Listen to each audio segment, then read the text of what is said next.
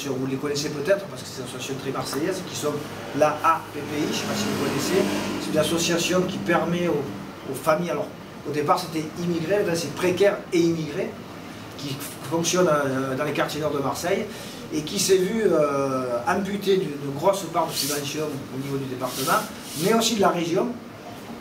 Il n'y a pas d'élus régionaux, mais on sait que la région a coupé la plupart de ses budgets. La région, l'État qui ne jouait pas son rôle. Donc on a permis, grâce à l'intervention du COMIS, à l'accompagnement, à ce que cette association obtienne une table ronde en préfecture et qu'elle soit prise en compte comme telle. Alors le département disait, elle ne rentre pas dans le cadre de la lutte contre la radicalisation. C'était le grand, enfin, il fallait, le groupe, la délégation association disait il faut qu'on lutte contre la radicalisation. Il faut savoir que cette association-là, PPI, accompagne des familles précaires et immigrées.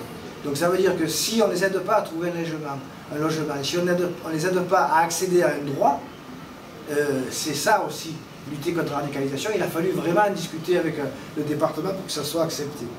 Donc l'ADAI aussi, l'ADAI qui est aussi une association qui permet d'accompagner les chômeurs, entre autres, et pour qu'ils puissent obtenir leurs droits. Ça fait partie un petit peu de nos batailles que nous avons menées, que nous avons, je dirais, gagnées.